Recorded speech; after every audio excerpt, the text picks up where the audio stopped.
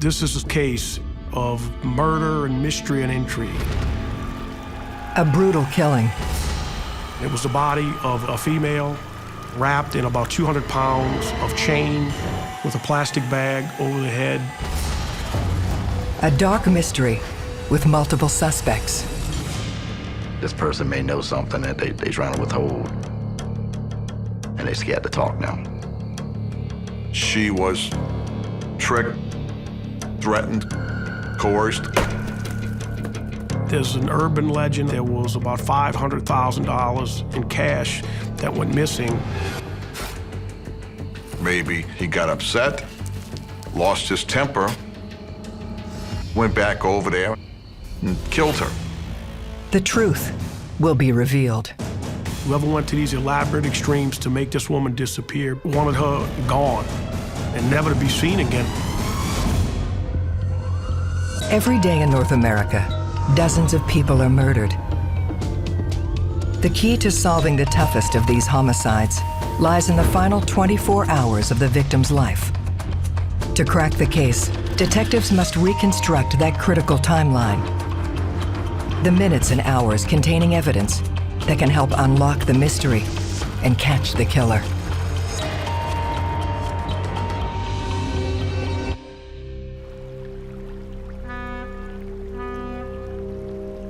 Five miles down the Mississippi River from New Orleans sits the quiet community of St. Bernard, Louisiana. St. Bernard being so close to New Orleans, being so close proximity to the river and the traffic on the river, and just the multicultural attracts people here. People are friendly and open. You know somebody who knows that person. It is a small community. This familiarity can also create a false sense of security. Some fishermen report they had found a body in one of their lines.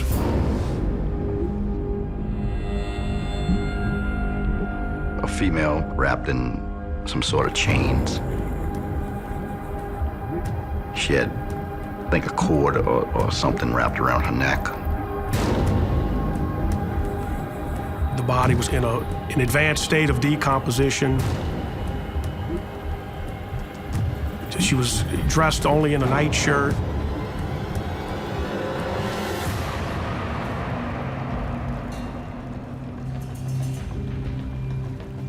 After an extensive check of medical records and some identification of her jewelry, they were able to positively identify her. She's named as 61-year-old Dorothy Thompson. She'd been missing for about 3 weeks prior to that. But at the time, police weren't able to go forward with it. They could not continue their investigation. Dorothy's murder remains a mystery for 18 years, until St. Bernard natives, Colonel John Doran and Lieutenant Mark Jackson decide to take it on.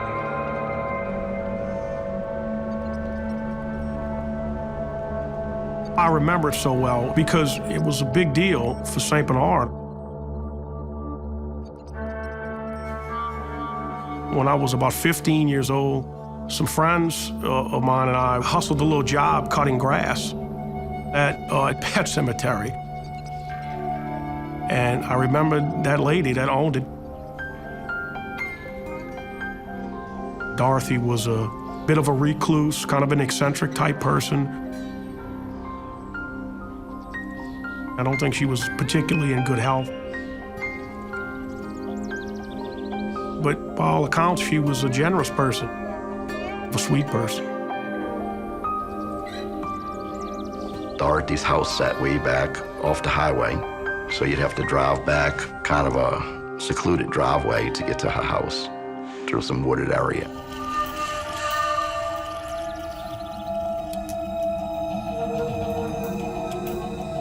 They had pet tombstones across the whole front of the property.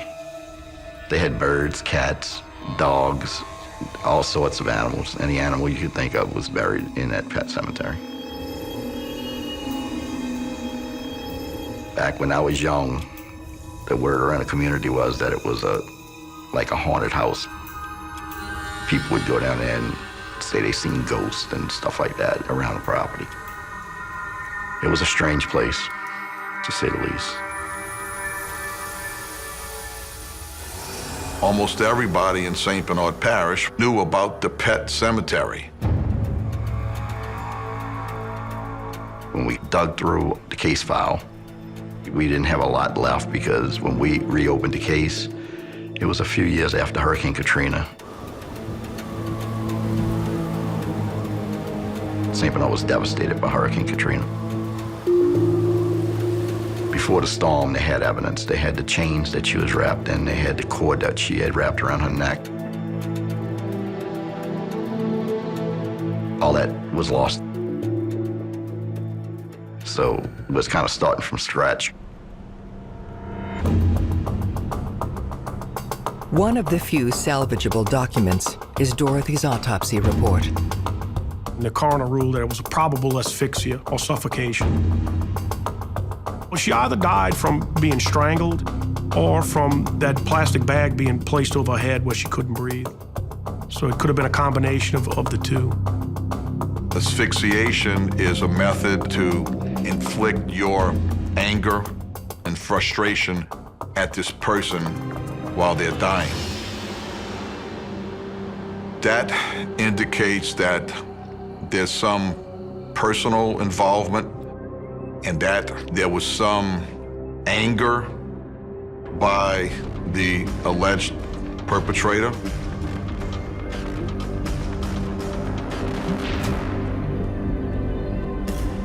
To me, that was a premeditated, deliberate act. Whoever went to these elaborate extremes to make this woman disappear wanted her gone and never to be seen again. As detectives unravel the past, they learn this isn't the first death police have investigated on this property. We discovered that Dorothy's first husband died of a gunshot wound. The story was that it was a self-defense, that he was beating Dorothy and Dorothy shot him. And her second husband committed suicide on the back porch of the house.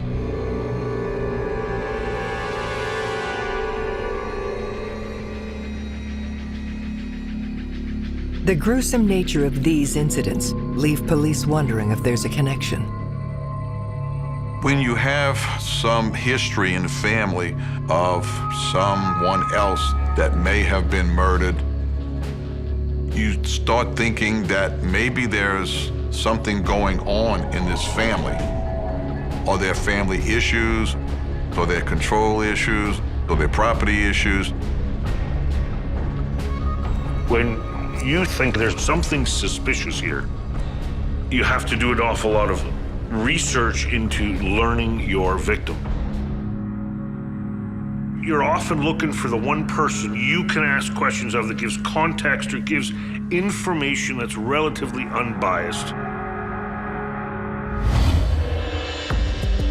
They begin to reconstruct Dorothy's timeline, aiming to identify the people she interacted with in her final 24 hours. The first thing we did when we reopened it is establish the timeline. That's the very first thing I had to do to piece it back together. You have to find out when was the last time this person was seen or heard from, and who were they with.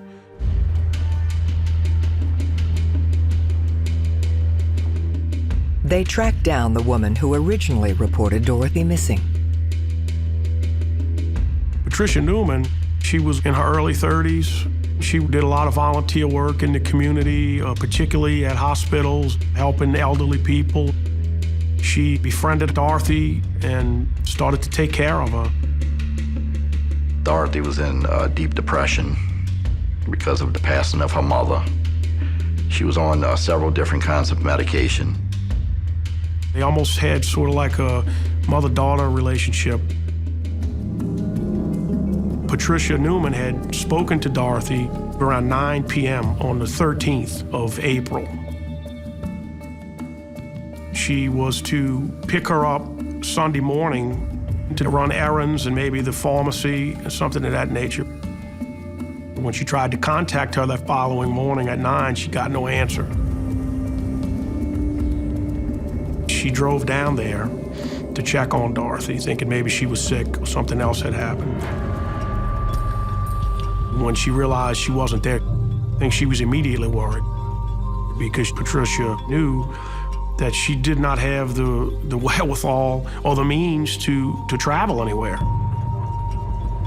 And at that point, Patricia began to think that she may have met with foul play. She called the police.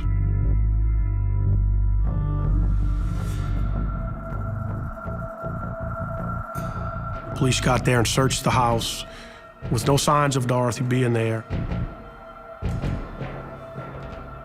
They found a half a glass of wine.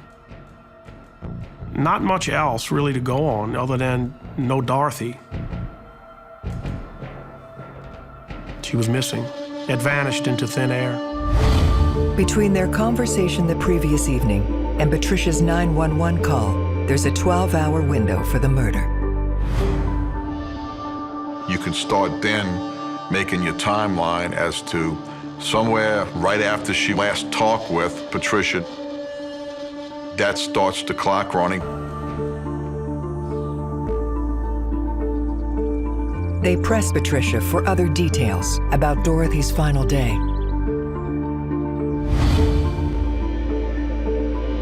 It looks like she went to a bank to cash a check.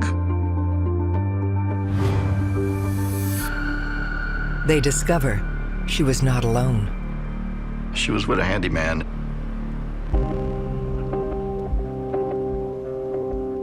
We learned that Dorothy was hiring these transient types. She seemed to gravitate toward these people, or they gravitated toward her. People would learn about the pet cemetery, learn about her, befriend her, and offer to do something for a few dollars.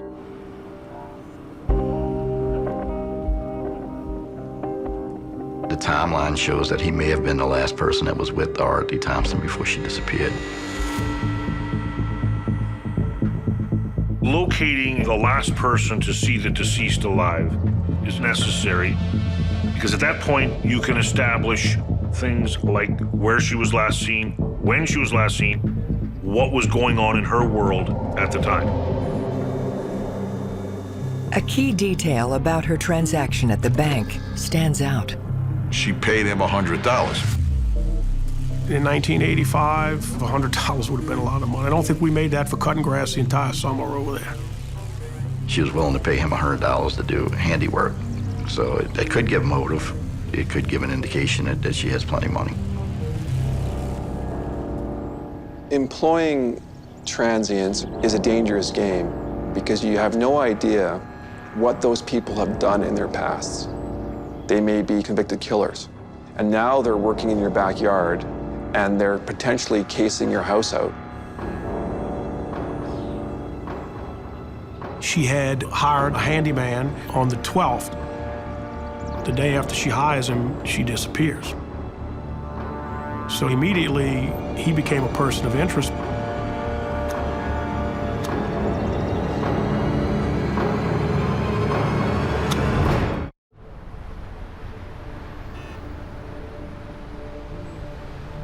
Detectives are looking for an unknown handyman who received $100 from murder victim Dorothy Thompson within hours of her disappearance. St. Bernard was very open, and it's an easy place for transients to come in, maybe do a little odd job here and there, make a few dollars. It made the case very difficult because you had a lot of people that was on that property at different times, doing different things. A discovery in her home gives them a potential lead. They found a note in the house, and they came up with the name Kenny Pommier. They found out where he lived, and they were able to find him and brought him in for an interview. He was cooperative. He was forthcoming. Kenny admits to being the man Dorothy paid $100. He told him that he had answered an ad in the paper about cutting the grass and doing some repairs around that house. He said he had gone to the bank with her. He brought her to, I think, a grocery store, then brought her home around 4 p.m. And that was it, and that's the last time he saw her. And they knew that Patricia Newman had called Dorothy around 9 p.m. that night. For Pommier to be the killer, he must have returned to the house after that phone call. But it was kind of hard to track down where he was at the time that Dorothy disappeared.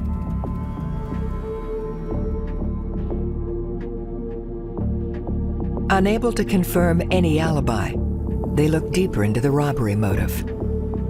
They never could really establish that there was anything of real value that she had there other than some jewelry.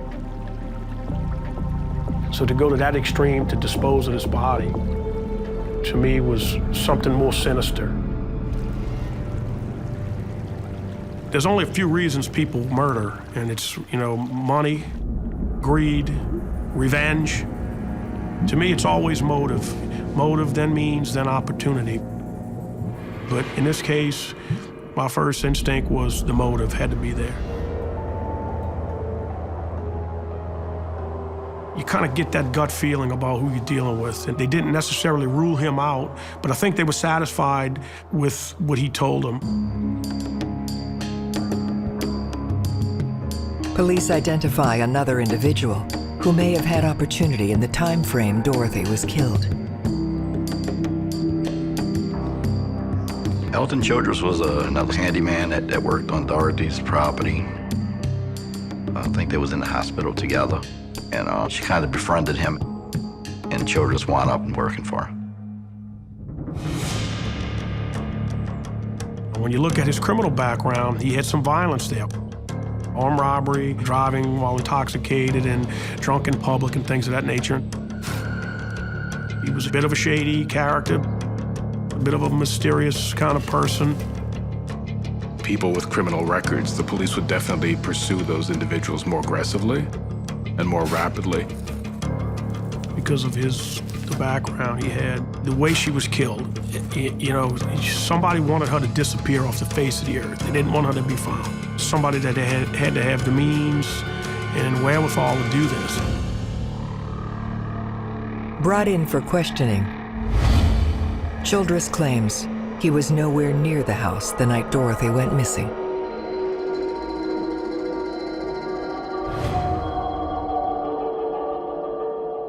He really had no solid alibis.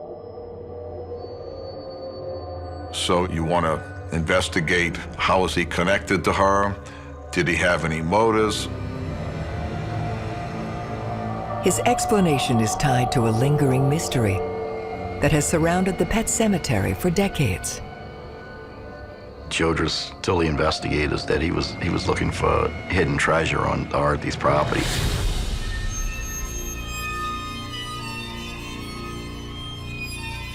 He had heard the rumors from the local people down there that there was treasure buried. There's an urban legend, I guess. Apparently, Dorothy's mother had murdered her ex-husband's new wife in Kansas City.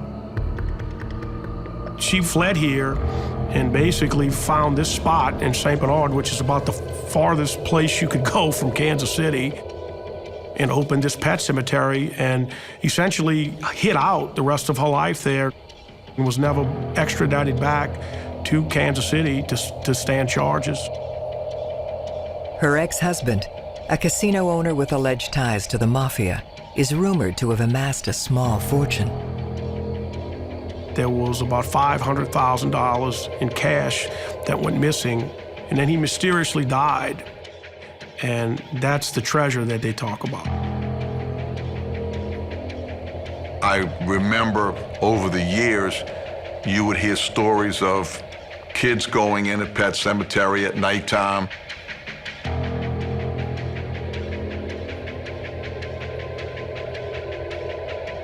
Back when we was young, we believed it. Everybody in the community believed it.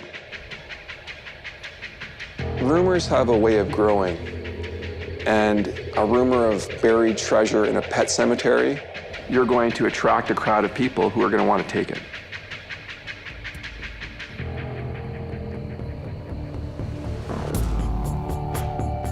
It seemed like Childress spent most of his time searching for the treasure, digging up the pet graves and not doing much work at all. His motive could have been that he just got frustrated, he got upset, that he couldn't find the hidden treasure anywhere, and went back over there and lost his temper and killed her. It throws up a red flag, but then also you gotta wade through it and ask, why would Childress tell an investigator that he was looking for hidden treasure? So you gotta look at it both ways. Is he being honest, or did he just slip up and tell you something? Remaining adamant, Childress goes on to accuse Dorothy's caregiver. When Childress was interviewed, he said that Patricia Newman had motive to do this. That she befriended Dorothy because she was trying to take her property. It's choice land down there. By 1985 standards, it was worth a lot of money, probably $250,000 to $500,000. Detectives take a harder look at the woman who reported Dorothy missing. It's common for suspects to try to establish themselves and get on the good side of an investigator and try to be forthcoming with plenty of information and showing that they have a big interest in this case. They found out that Dorothy had had some children that lived out in California that she was estranged from since they were babies. Dorothy had bequeathed the power of attorney over to Patricia, and that left her in the will. She was with her, she was close to her, she was one of the individuals who could have benefited if Miss Thompson passed away. Miss Newman may have had some motive for Miss Thompson's death. Detectives consider if Dorothy Thompson's closest friend, Patricia Newman, killed her to inherit her property. Patricia could have benefited a lot from Dorothy's passing. She befriended Dorothy. Dorothy had all the trust in her, and she knew a lot about Dorothy and what Dorothy owned at the time. They revisit Patricia's story regarding Dorothy's disappearance.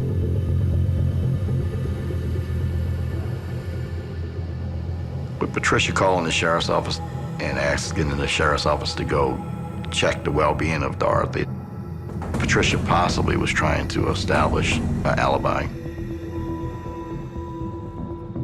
Her calling the police might very well be her way of trying to cast suspicion on somebody else and to clear herself.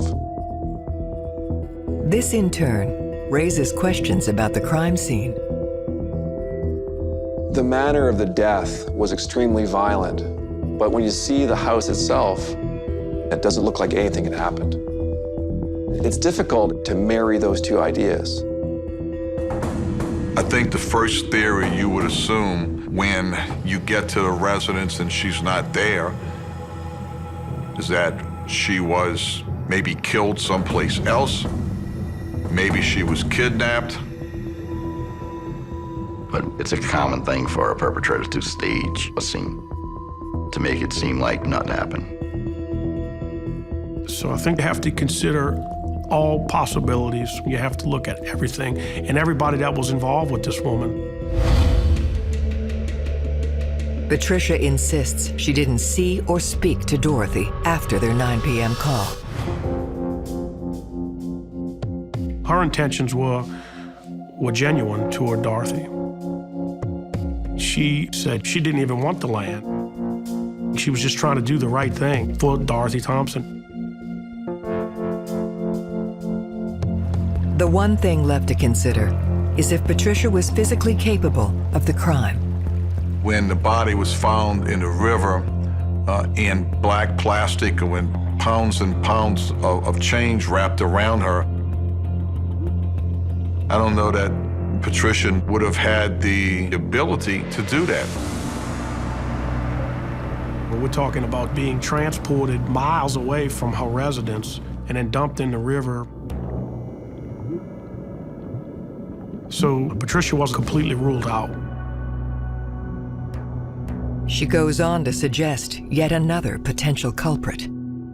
Patricia Newman believed that the Nodiers were involved in Dorothy's disappearance and subsequent death. They were a couple named Brandon Nodier and Bonnie Nodier, who lived there and were also caretakers / groundskeeper. Brandon was a handyman. He would cut the grass and stuff like that around the residence. They run Nodier's name through the system. Nodier had a violent past. He had several run-ins with the law. He had some aggravated offenses against him. As Brandon lived on the property, he is automatically on Dorothy's timeline for the window of her disappearance. You want to investigate, did he have any motives? Patricia Newman has said that Mr. Nodier was constantly trying to get Miss Thompson to sign over the property to him. Brandon Nodier wanted that land. He had told people he wanted that land.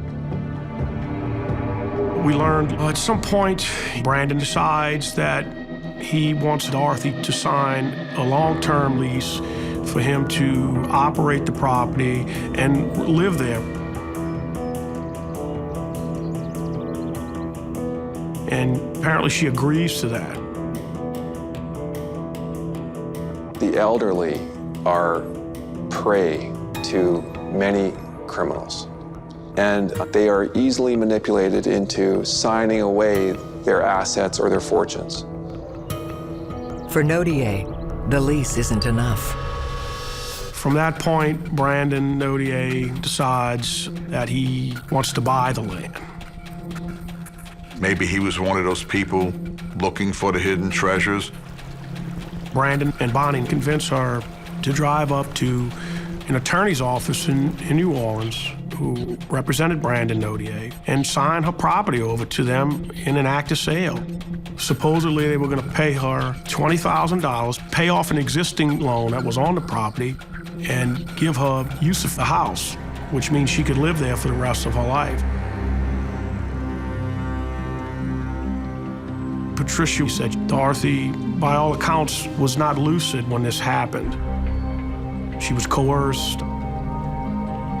At one point, Dorothy realizes that she had been duped because there was no $20,000 in her account. The loan was never paid off, and they were kicking her out of the property.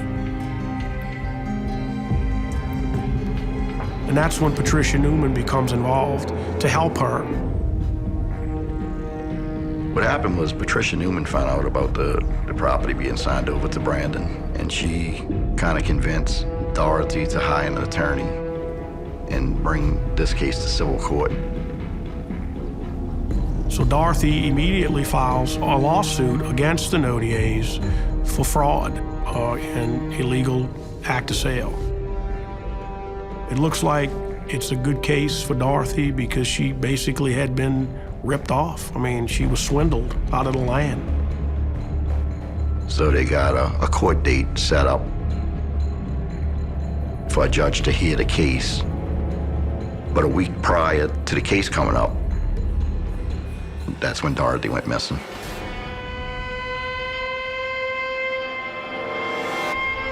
So that turned the case on its head once that was found out.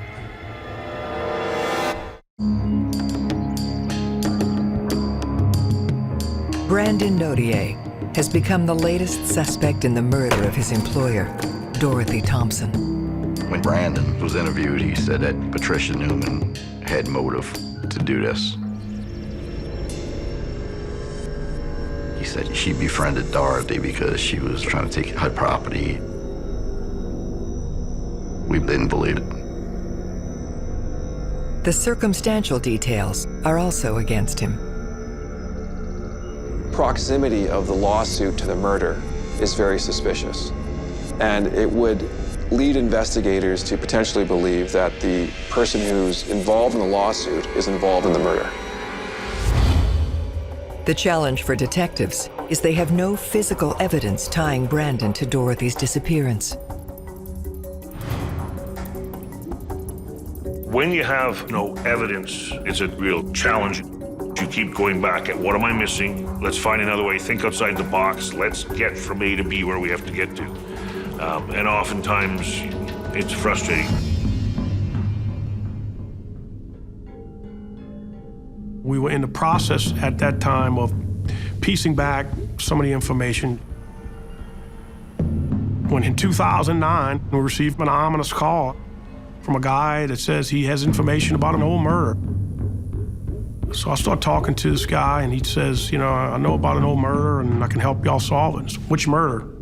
And he says, the Pet Cemetery murder. So we asked him if we could meet with him, and he was very reluctant at first to meet with us.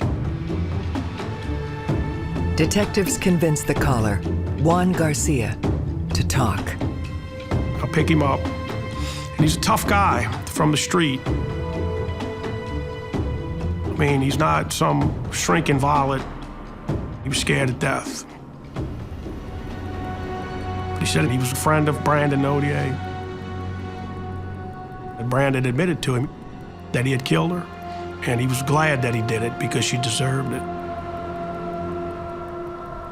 He said he never told anyone because he was afraid of Brandon, and they were friends.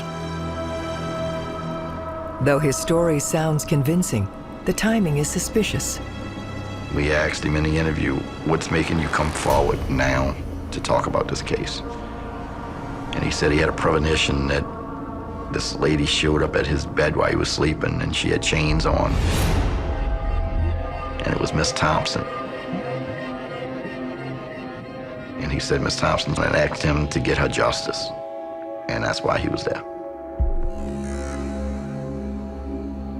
He said all sorts of crazy things. But in addition, he knew things about the case that really, some of it was reported in the paper, but not all of it. But it wasn't quite enough. You have to do the job, and you have to investigate every case, regardless of what it looks like on the surface.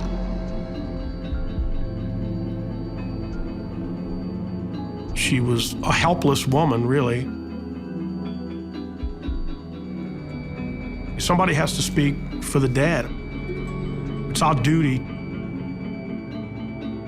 I felt like I was compelled to solve it. This was mine. So we had to do a lot more. We came up with the idea that we was gonna go try to talk to Bonnie Nodier. We figured that she would be the one to talk to about this.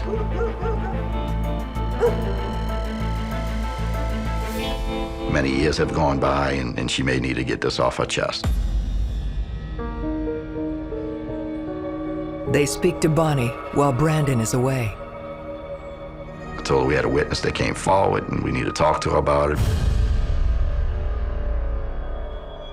Said, talk to her attorney. They have nothing to say. We wanted her to go back and tell him that we were close. We were coming for you, buddy. Our intentions were to force him to make a mistake. That was our only shot at it.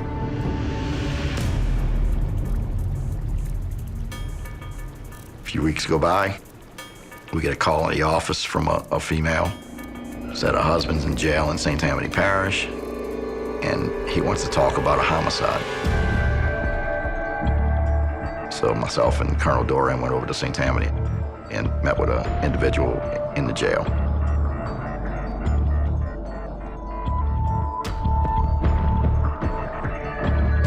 James Tregler had a long criminal history of bombings and all sorts of crazy things. As it turns out, he was a close friend of Brandon, and he worked at the pet cemetery with Brandon. He hasn't seen Brandon in 25 years. He says Brandon pays him a visit at the jail after we talk to Brandon's wife. Brandon says the detectives are snooping around. So whatever happened between you and me a long time ago needs to stay between you and I. Brandon's visit brings back memories Tregler has been trying to forget. He said back in 1985, he was working with Brandon at the pet cemetery. One night, Brandon calls him up out of the blue. He tells him, would you take a ride with me? I need your help with something.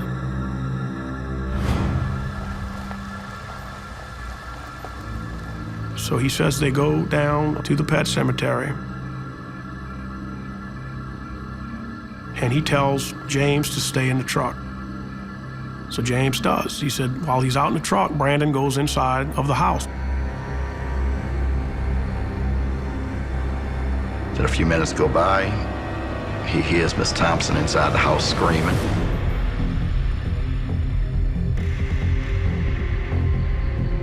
He gets out of the truck and he looks in the door when he sees Brandon on top of Dorothy, choking her with her legs flailing. So he yells at Brandon, hey, what are you doing? Stop. Brandon gets up. He tells James to go back in the truck and wait. But during this time, Dorothy comes back to life. She's not dead. And she starts screaming, and Nodier jumps back on her and begins to choke her again. A little while later, Brandon comes out, says, look, you need to help me move the body. Tregler explains Brandon's visit to the prison decades later was no social call. Brandon gives him an ominous message. I know where your wife lives, and I know what kind of car she drives. And Brandon told Tregler, if you ever say anything, I'll kill you and your whole family. James Tregler's jailhouse confession has police convinced Brandon Nodier is guilty of killing Dorothy Thompson. Tregler maintained all along that he was an unwitting participant in this crime, that he had no idea what Brandon Nodier was going to do, that he only participated because he was scared to death of Brandon. The word of a convicted criminal is always suspicious. It's always something that police have to check the hard facts and make sure that they validate what the person has said. So you've got motive, you've got opportunity, you've got them both in spades, but you don't have enough to get a conviction. They need to corroborate Tregler's story. Tregler gave us some facts that never was published, some things that nobody else would have known about unless they was at that scene. Particularly with the plastic, the chains. Yeah, that information was ever publicized back in '85. So everything that he said was verified. Well, the St. Bernard Parish District Attorney's Office put it in front of a grand jury, and they indicted Brandon on a second-degree murder charge. So the next time we seen Brandon, we had an arrest warrant for him. The timeline shows how the events of Dorothy's last day culminated in her violent death.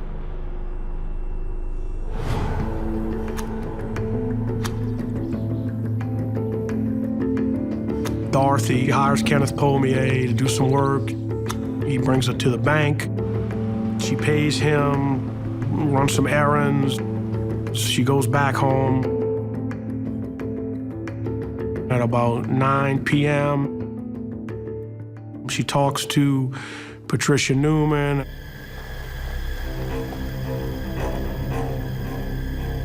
That night, maybe around midnight or so, Nodier arrives at the house with James Tregler. Probably forces his way in. He may still have had a key. Nodier was probably upset that he wasn't getting the property. He was probably upset that there were proceedings in court which may have prevented him from even trying to steal the property. He goes in and he attacks Dorothy.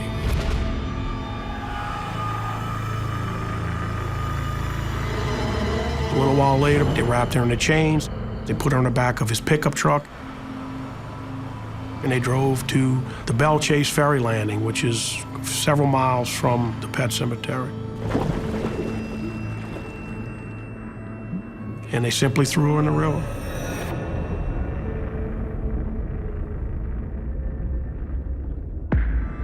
On April 12, 2012, almost 27 years after the crime, Brandon Nodier awaits his fate. At the end of the day, the district attorney made a plea bargain. He pled guilty to manslaughter, which is a lesser charge. But he got up in front of court, admitted what he had done. To the question of, are you pleading guilty because in fact you are guilty to the killing of Dorothy Thompson? We stood before the judge and said, yes, sir, Your Honor. The plea agreement clearly identifies Nodier as being solely responsible. Tregler had a lawyer, and with his testimony, he was given immunity, and he was never prosecuted. Brandon Nodier is sentenced to 10 years in prison. I don't think he had a guilty conscience. I don't think it weighed on Brandon at all. Because looking at him in court when he pled, he was still really cold. He didn't show no remorse, no nothing. You know, I had mixed feelings because I thought, you know, we were happy that we were able to solve it. I was disappointed that he didn't get more time. I would have preferred to go to trial. He should be in prison for the rest of his life. But we did the best we could. You know, it's just unfortunate that it took so long to get to it, but I felt good about it. One element of Dorothy's story remains a mystery. The hidden treasure. No one's ever found anything in there. People still search for that money down there. More than likely the money had been spent. That's just my guess. Or someone found it. Well, we'll never know now.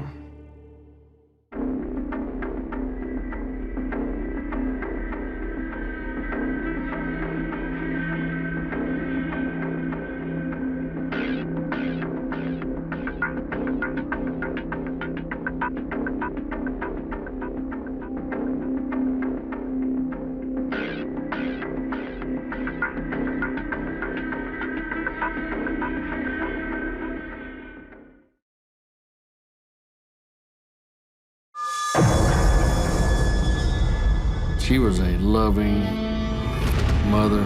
She loved her family. A brutal killing. The force that was applied to her throat was adequate to fracture her voice box. A dark mystery with multiple suspects. There had been an argument, and he knew that she was fixing to tell the whole world. He could move around through the neighborhood and not be noticed. He was bragging about being the one that killed Charlotte. The truth will be revealed. I think the web that he had put up started to unravel. He knew his whole world was coming crashing down. He exploded.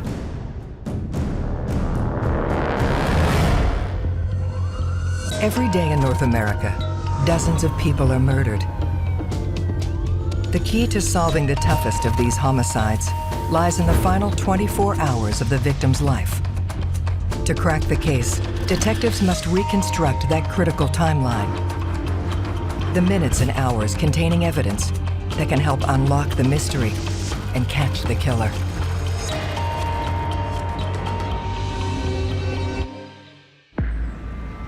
Lynette, Alabama. A quiet, slow-moving community near the Georgia border. Lynette is a small town. It's a rural type town, probably 6,000 people. Everybody knows everybody. Little quirk of the thing is that because so many of the people who live in the Lynette area work in Georgia, the governments of the local area have adopted the Eastern time zone as their standard, whereas just 5 miles out of town, you're in the Central time zone. It's commonly referred to as slow time and fast time. We don't have very many murders. Most of the time, you might have one a year. Some years you go with none.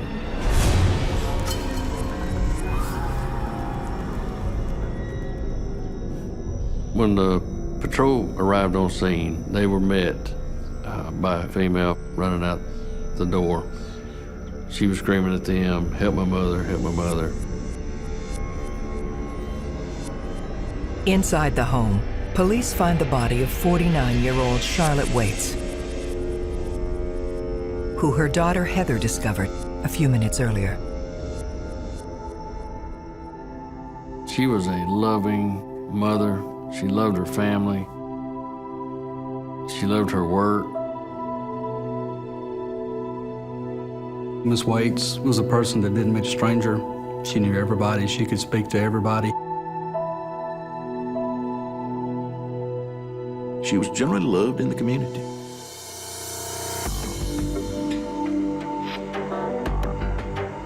Lieutenant Richard Carter must quickly determine how Charlotte died.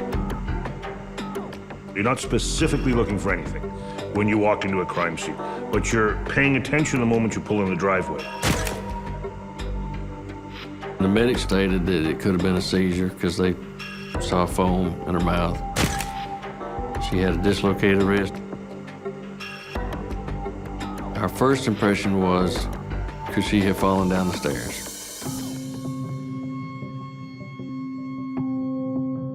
But as we started looking around, there was other indicators that led us to believe that something else may have occurred.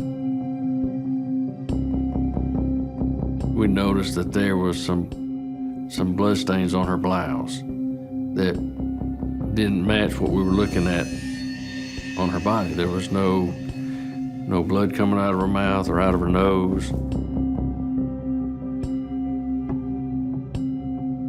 And then there were finger marks on her neck that appeared to have been from somebody choking her. It became obvious that the injuries that she had suffered from were not consistent with somebody who had just fallen downstairs. The cause of death was strangulation and blunt force trauma. The force that was applied to her throat was adequate to fracture her voice box. They used so much force that when they slammed her to the floor, not only did it cause fractures to her skull, but it also caused her orbital socket to fracture. Charlotte's husband, Barry Waits, arrives home and is confronted with the news that his wife has been murdered. Barry Waits was our interim mayor, but he ran the National Guard Armory. You know, he was a man of prominence, a very well liked and an appreciated person. He was distraught. He began to have issues where he couldn't breathe. He was grabbing his chest, so we sat him down on the couch.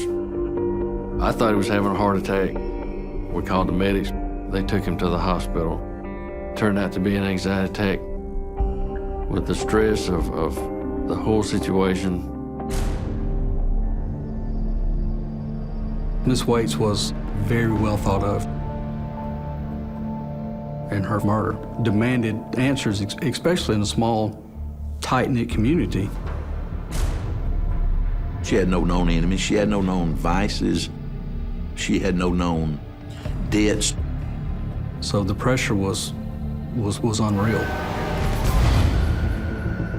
To find Charlotte's killer, detectives must retrace the events of her final day. They begin by narrowing down the time of death.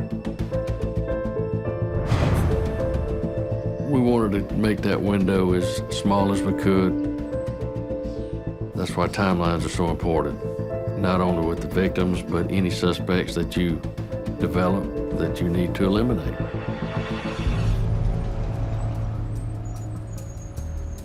When we started looking at Charlotte's movement that day, she had gone to her school resource center position, arrived at a normal time.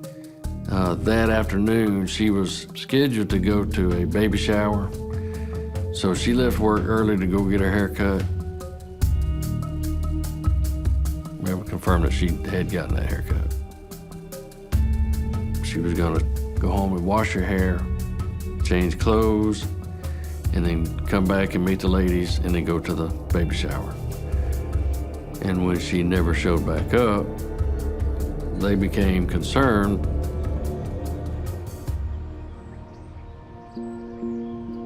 The lady from school tried to call her at about 1 o'clock on both the house phone and her cell phone, and she didn't answer. And then her oldest daughter, Heather, she got home that afternoon and found her mother unresponsive in the floor. Immediately called 911. Between the time Charlotte left the salon at noon and the unanswered phone call at 1 p.m., there's a narrow 1-hour window for the attack. The daughter told us when she walked in that she found the door slightly ajar, which was unusual.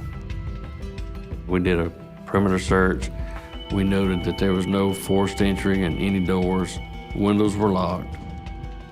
The thrust and focus of the law enforcement to begin with was that it was an intruder possibly who had come into the house and committed the crime. But there were prescription medications in her purse, and there was money in her purse, which was right there by her body.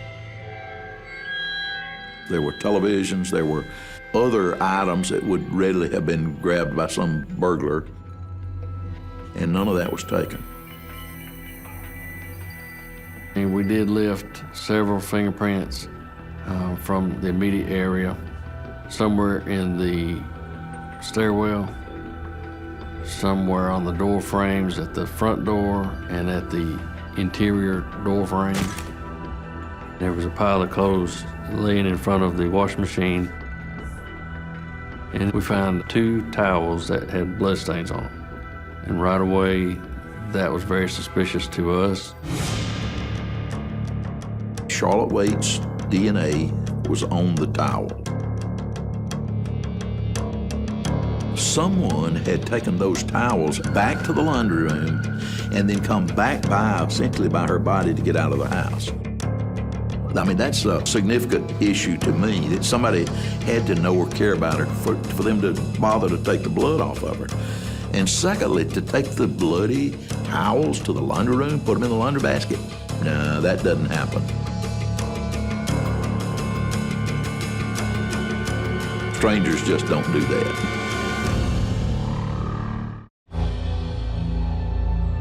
Evidence from the crime scene indicates to police that Charlotte Waits was killed by someone she knew. So at that time, we had to start with those that knew the family the closest. As in any homicide, you start inside and you work out. Rumblings of a recent family fallout over an inheritance catches their attention. Charlotte had an uncle named Ben Brown who had passed away a year to Charlotte's death. They were divvying up among the people who were heirs to the estate. And there had been a cousin who filed a lawsuit saying that he should have been included and that he was due to get a share of the estate. The cousin, Wayne Rice, had always been part of the family, but when Wayne started contesting the will and the inheritance, that caused some friction within the family, so at that point, they quit talking to each other.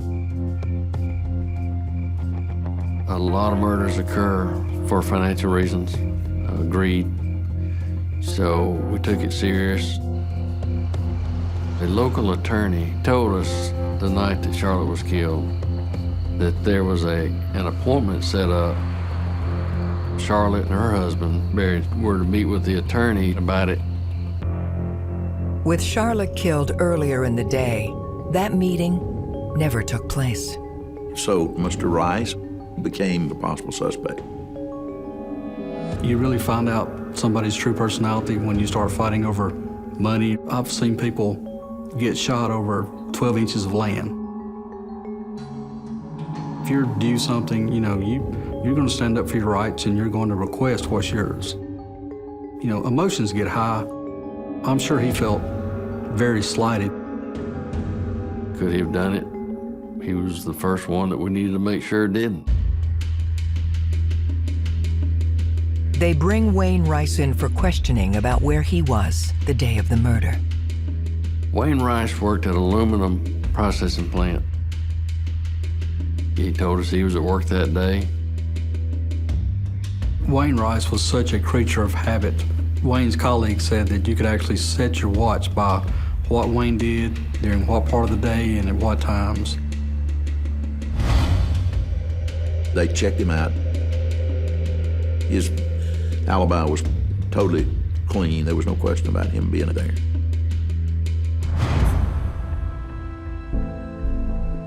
Mr. Rice could not have had any connection with Charlotte that morning.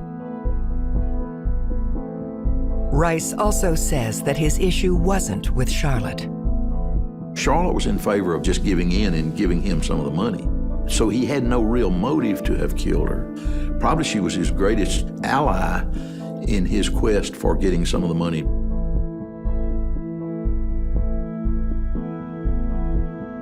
He told me that Charlotte was really bothered that that family was being torn apart over money and property. She didn't think anything was worth losing your family for.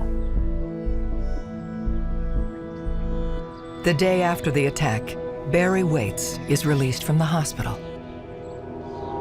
Barry came to the police department, and we took that opportunity to interview him. Barry had been at the National Guard Armory most of the morning, left there just shortly before 12. He said that when he left the armory, he told some other colleagues of his that he was going to get a haircut. He went by the barbershop, but it was full, so he didn't stop. Barry says he then went to purchase a battery for his daughter's cell phone. Then he went back to work, and he stayed at work until he got the phone call from his daughter. We did speak to his supervisor, and he had received a fax from Barry. The fax had a date and a time on it, which told us what time that we know he was at the armory. Barry's time seems to be fully accounted for. He was a well-respected man of the community, and his whole reaction seemed natural. A distraught husband whose wife has just been found deceased. Barry does provide the name of someone he thinks could be responsible. Barry brings law enforcement's attention to the fact that his youngest daughter had a boyfriend named Dave. Kara's boyfriend, Dave, was not liked by Barry or Charlotte.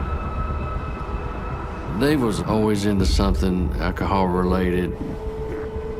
He was not someone that you'd want your daughter to date. He probably felt like they were looking at him as a second-class citizen. I think that Dave was upset by that. After Barry and Charlotte told Kara to quit seeing Dave, we did find out that they continued with their relationship behind their backs. I've worked cases where a young lady actually talked an older boyfriend into killing her parents so they could be together. So, that was something that I did pay attention to.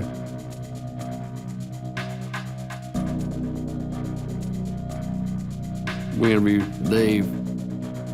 He was a little frustrated that we were even there questioning him. It got under his skin. He said he had no reason to kill her. He knew that they didn't like him. He's done some stupid things in his life, but he's never killed anybody.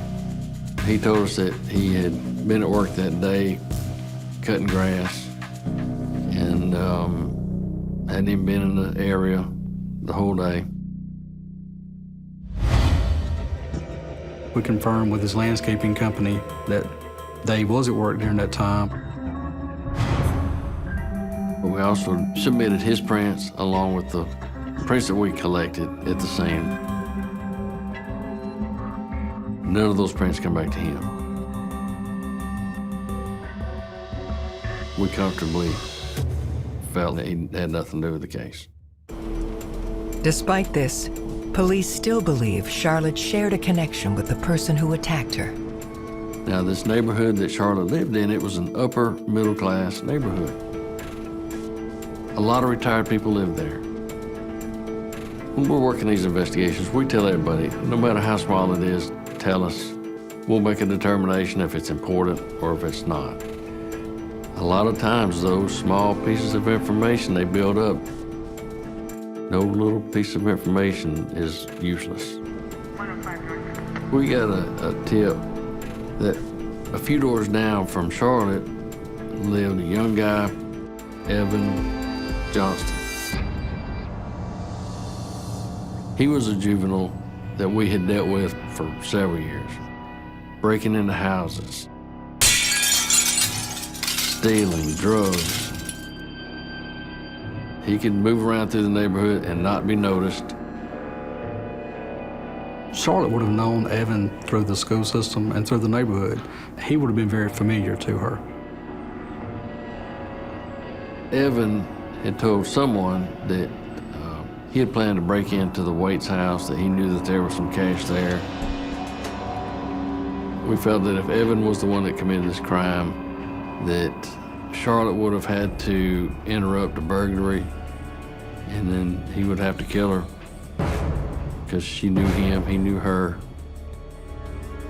If you're breaking into a house to steal spare change and someone comes into the kitchen and you get caught, you could be looking at 10 years in jail. So there are many instances where a person, in order to avoid being caught for a minor crime, commit a much more serious crime.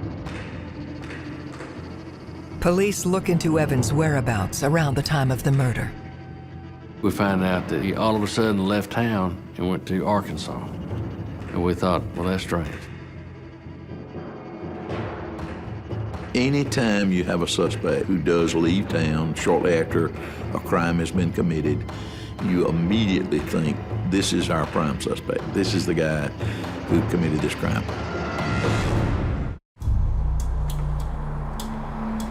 Police have tracked down their latest suspect in the murder of Charlotte Waits, Evan Johnston. We thought, this is it. This is the guy who did it. You know, he fits the mold.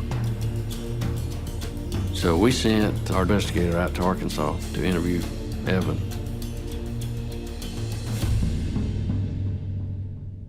They question him about his sudden departure from Alabama.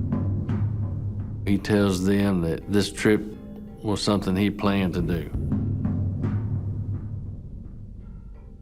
Evan told our investigator that on the day that Charlotte was killed,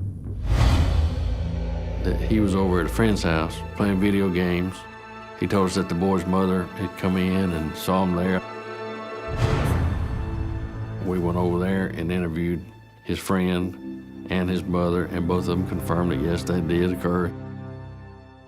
Another one of the factors that went into the consideration of whether Evan might have been the possible person who committed this crime was the fact that he was much smaller. You had a pretty serious, heinous crime, and you had to go, would this young guy been able to have choked her out? Well, as a matter of fact, Miss Charlotte probably could have beat his butt and kicked him out of the house.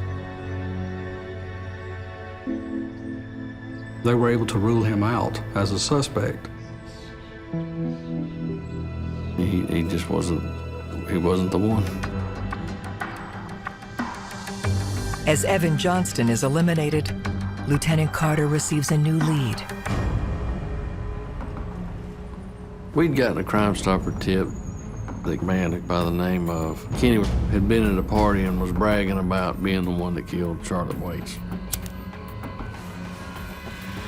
He had had brushes with the law in the past, had committed petty thefts and some burglaries and other crimes of that nature.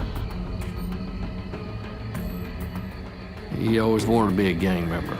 He was always looking for that association. And that was one of the things that was appealing to us when his name came up, was that he would be a good suspect. He never had a criminal history of any assaults, but we knew that he was headed down that road, that one day he might kill somebody. Kenny's boast suggests he may well have taken his crimes to a new level. If you get somebody who's bragged that they did a crime, that's often the solution to the whole puzzle, and you're finished. The best criminals keep their mouths shut. They just go about their business, commit the crimes, and don't tell anybody about it. Because the best ones know that if you start talking, you're going to get caught.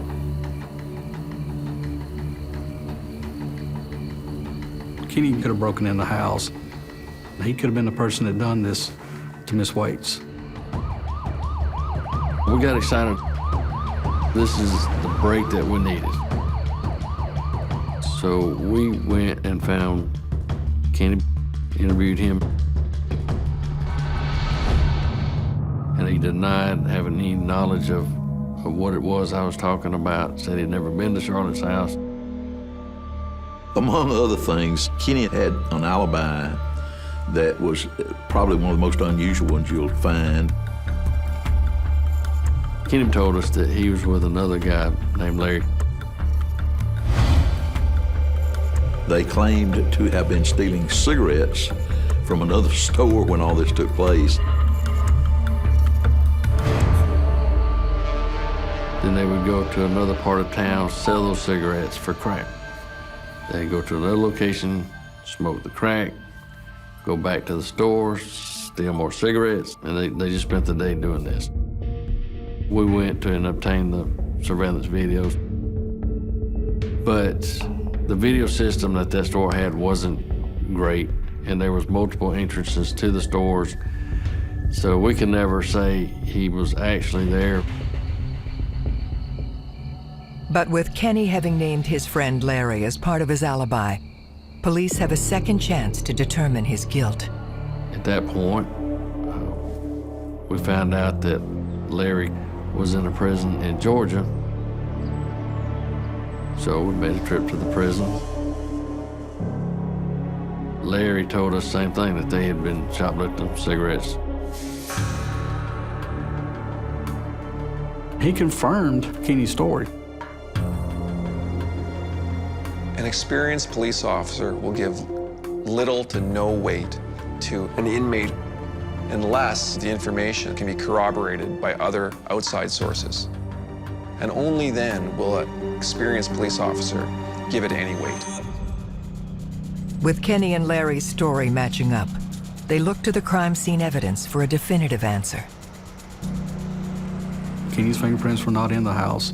We didn't find anything to match him being there at all. Police are also unable to find any personal connection between Kenny and Charlotte.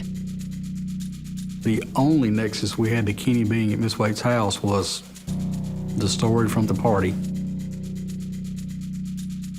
And Kenny vehemently denies that conversation, and his exact words to me was, "Why in the hell would I kill Miss Charlotte?" The tipster did not come across credible at all. He was trying to get money and trying to throw Kenny under the bus for a crime that Kenny did not commit. People often will brag about crimes that they didn't commit because it gives them greater status among their gangbanger friends in the community. When we eliminate him from our suspect list, our disappointment level is bottomed out. You know, you're back to the frustration of, now we're back to square one. We're on fire to go get with these guys.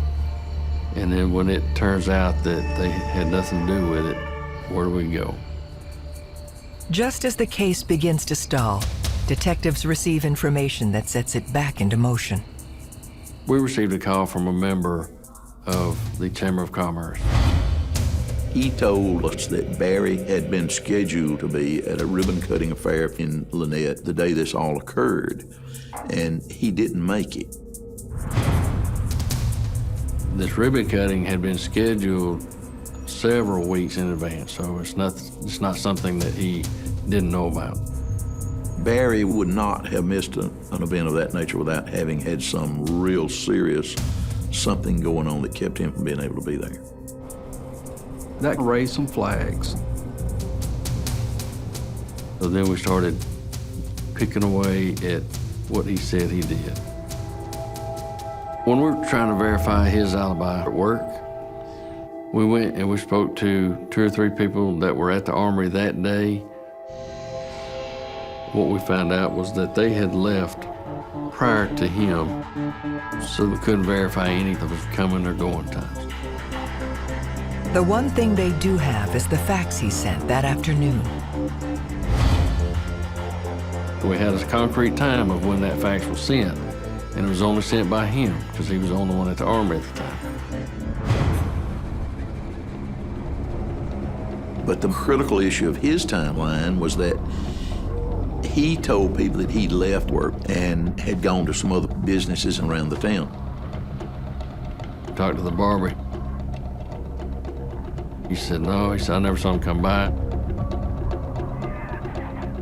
So then we went to the cell phone company, and what we found out there was that he didn't go when he said he did. It was several hours later. And so there were considerable discrepancies in what he told the initial investigating officers and what the evidence itself bore out in terms of where he went and why he was there. And so it would have been nothing for him to go home and have an argument with his wife, kill her, and get back to the National Guard Army by the time he got back that afternoon. In fact, he'd have had time to spare. I don't think anybody initially would have even dreamed of thinking of him as the primary suspect. Now he's left as the only one who we're unable to eliminate.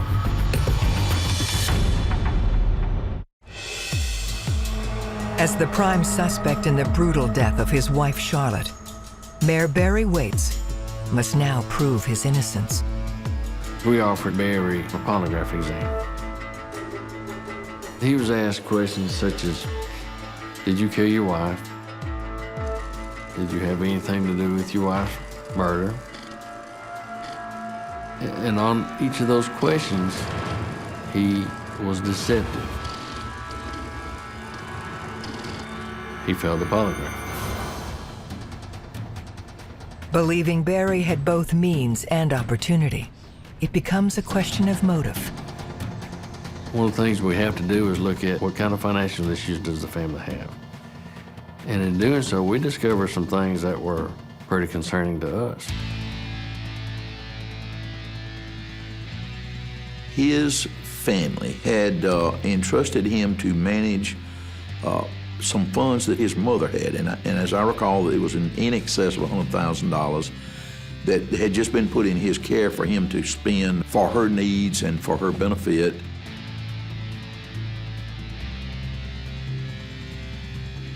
Mr. Waits had also been taking money from the armory. Money is supposed to be allotted to take care of the day-to-day operations. He had started funneling into his own account. But by the time of Charlotte's death, he had spent all of that money.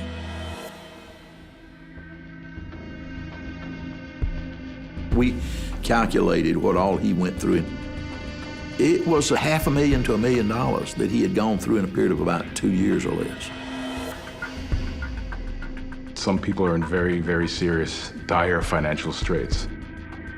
You'll have people who have been killed for literally a few dimes. You'll have other people who are killed for millions of dollars. Money's historically been one of the greatest motives for murder from the beginning of time. Detectives consider what Barry was doing with the embezzled funds. We could not find any significant gambling habits. We could not find any connections with women. We could not find certainly couldn't find any drug habits or anything of that nature that would have caused him to need the amount of money that he was spending. The only thing that we could consider that he might have been doing was day trading. This implies he was using the money to cover his losses on the stock market. Charlotte made a pretty decent salary herself, probably made at least as much as Barry made. So I doubt that she ever had an inkling that Barry had pulled all these financial shenanigans. He had an image to uphold where people thought they were the perfect family, that they were financially well off, and neither of which is the case. The web that Barry had put up started to unravel. Their inquiry into Barry's finances leads police to a new discovery on Charlotte's timeline. We found out through her colleagues at the school resource center that morning that she was killed while she was at work. She received a phone call from Barry. There was a heated conversation. This is all 10 or so o'clock. And when she hung up, she apologized to the lady and said there was an incident of some sort the night previous between her and her husband. Detectives learned the couple had fought over the settlement, set to go to Charlotte's cousin, Wayne Rice. The estate by that time had gotten down to, in cash, $100,000 or so left. And they were talking about giving Wayne Rice around $50,000 to settle his claims against the estate. Charlotte wanted to settle the estate. She wanted to offer this settlement. Barry didn't want her to do that. With Charlotte unaware how desperate Barry was for money, the argument became heated. She came away very angry and told her coworker, said, "Look, I know you're fixing to get married, but I want to tell you those men will drive you crazy." So it was an argument the night before, an argument that morning. We feel that the reason he went home was to continue that argument, to try and talk her out of making the settlement. And ultimately, we think that that's what led to the homicide. The proverbial noose was tightening around Mr. Waits. Despite the revelations, the case against Charlotte's husband remains circumstantial. Circumstantial evidence can be extremely compelling, and it can often be enough to build a case. Whether it'll hold up during a trial is another matter. So it's not always good enough. We never really received what I always called was that silver bullet. That would be the nail in the coffin. By this point, suspicions surrounding the town's mayor is public knowledge. You know how small communities are. Everybody knows everything about everybody else's business. So I think, quite frankly, that most of the community had concluded that he must be guilty by that time.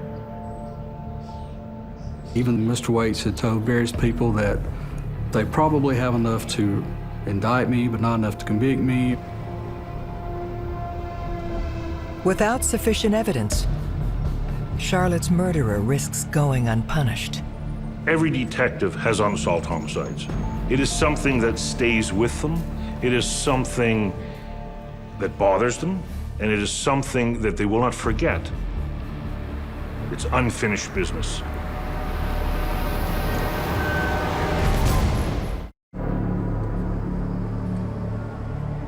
Almost a decade after the death of Charlotte Waits, her husband Barry continues to walk free despite widespread belief he's responsible. When you're investigating a case and you know who your killer is, you know where he is, it's frustrating. And they've put so much effort and time into it. They're not just going to say, oh, we've hit another wall, we're dropping it. I think the more walls you hit, it's like anything else. You keep going back and what am I missing?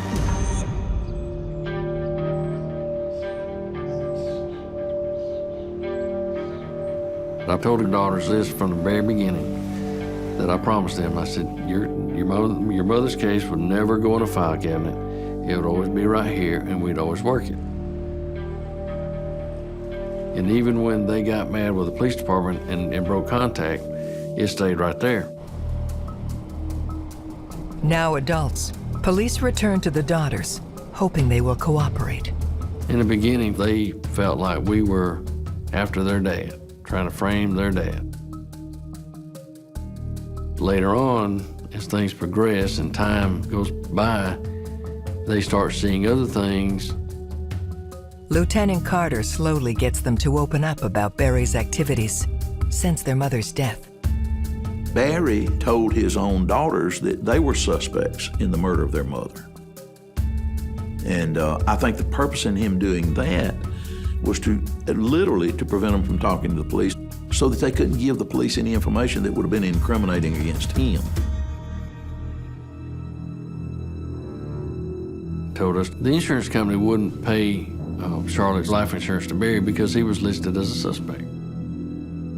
But he was able to convince the insurance to pay his daughters, give them the money. And then behind the scenes, Barry told them, if you'll give me the cash, I'll give you the land from this state.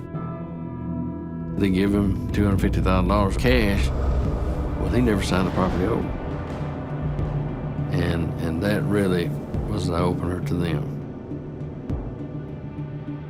When he started stealing and scamming from them, stealing their inheritance, lying to them, then they realized, why should we not think that he's capable of doing this to our mother?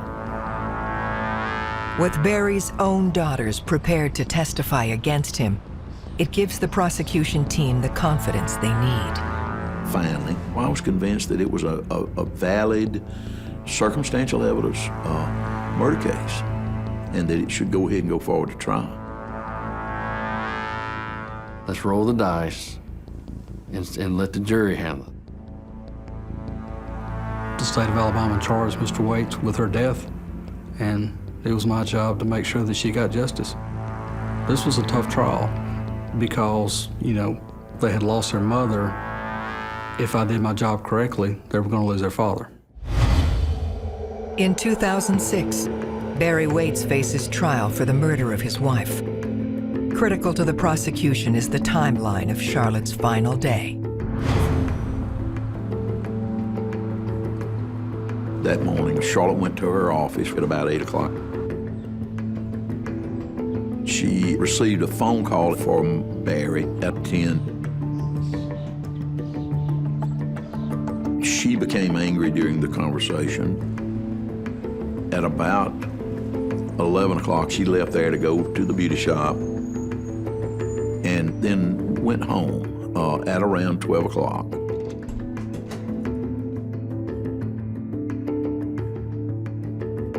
Charlotte washed her hair. She had her dress laid out that she was going to change into. She never got to that point. Barry left the armory. He came home and they had the argument about the Ben Brown estate. Fight started, and she was trying to get away from him. She probably told him something like, well, that's not your money, that's my money. I'm gonna do what I want to do. He knew that his whole little world was coming crashing down. And he exploded.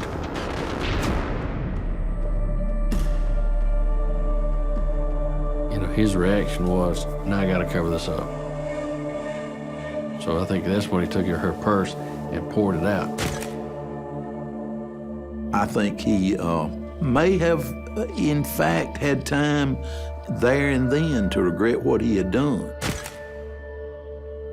Otherwise, he would not have cleaned the blood from her face, for example. Took the towels to the laundry room, put them down on top of the laundry hamper.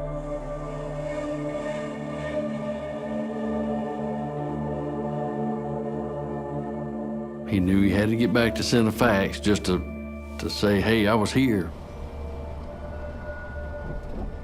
He didn't realize that we could fill in the holes prior to him getting there.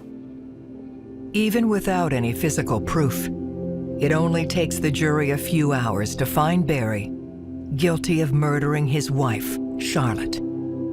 He's sentenced to 40 years in prison. When he was convicted, one of the things that bolstered my belief that I had the right person, there was no showing of emotion. He basically said nothing.